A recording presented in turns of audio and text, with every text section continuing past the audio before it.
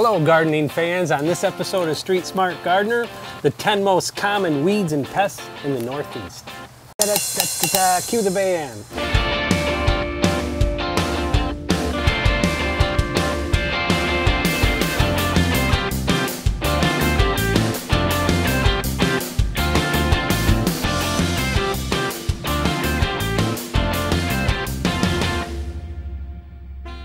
First 5, weeds. And number 10, common ragweed. It's a summer annual, primary causes of hay fever. Reproduces by seed. It's a very shallow root system, so you could cultivate it, dig it up, so you want to prevent that seed production. And usually a time frame is May and June. Number 9, dandelions. They're kind of a nice flower. I don't mind them, and I hear they make some pretty good wine too.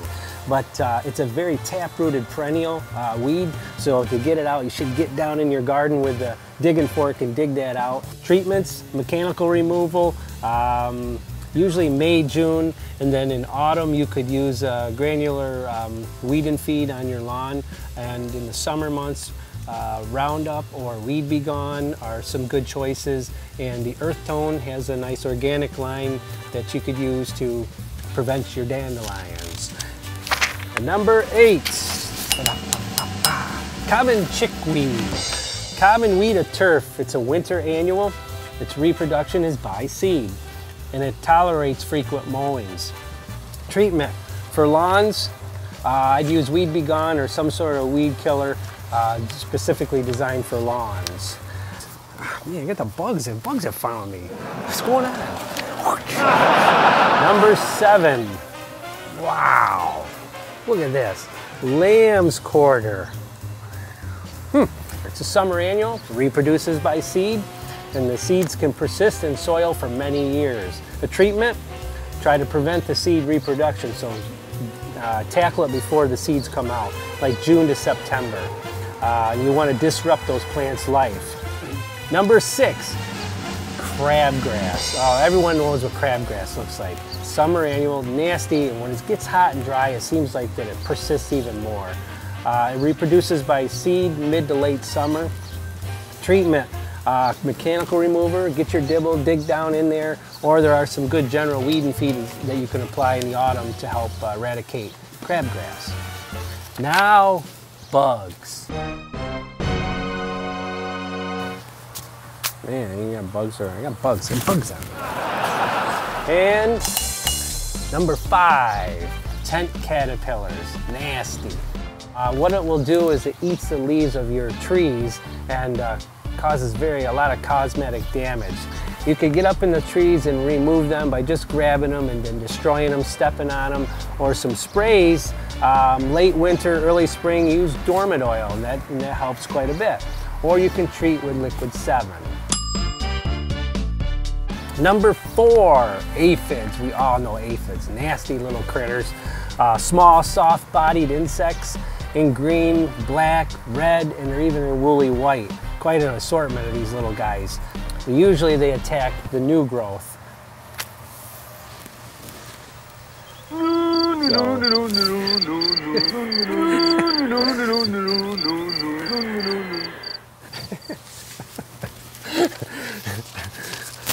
It's okay. Add it. I just blend right in. And then you'll notice they produce like a honeydew. It's very sticky residue. So that's kind of a good sign that you have aphids. Treatment, insecticidal soap works very well. Horticulture oils, and of course you could try 7. Liquid 7 will take care of them quick. And number 3, spider mites. They're very small and it's hard to see them with the naked eye. One little tip that we do here is you could take a white piece of paper, say your Alberta spruce, stick the white paper under, or a white index card, and then just tap that foliage on there, and then you look at the paper and you see these little dots and they're moving all around. That's a sign that you have spider mites. And you also might see the webbing inside of the plant. Treatments, insecticidal soap, horticulture oil, or liquid 7. Preventative spray really helps with these so that you don't host the plant or the insect for years to come. Good air circulation is also important. Try to keep the air circulation around your plant material so that the spider mites won't lay their eggs in there and keep coming back for years. Oh, I scratched my head. I deal with that. Sorry. It's like I feel like I got creepy crawlies all over. And number 2, scale. Scale sucks the phloem from the plants. It produces a honeydew which can cause like a black sooty mold.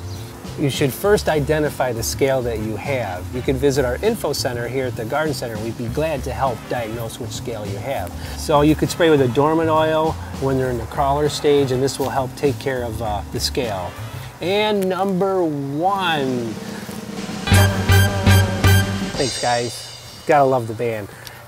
Japanese beetles, nasty. Now these are formed from grubs that are in your soil. So you could treat the soil with a grub control and that will help eradicate the Japanese beetle. These can be highly damaging. They appear about like 1/3 to 1/2 inch. They're like a metallic green in color. They overwinter in the soil and they emerge like late June into July based on what the ground temperatures are, and then they hatch. Treatment, it's best to treat in the larva stage. Optimal timing is key, like early August. Imidacloprid, it's a chemical solution, granular, and it's systemic. We have that from the bare line. You could work that into the soil and the plant will uptake it and help defend itself. And then we've all seen the famous Japanese beetle traps. Now they're nice, they definitely will get full, but the problem I see with those is you might grab your neighbors too.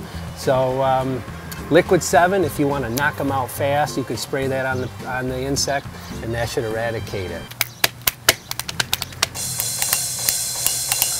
So I hope you enjoyed today's top 10 list of the 10 most common weeds and pests in the Northeast. And remember, you can do it. Let's grow green together.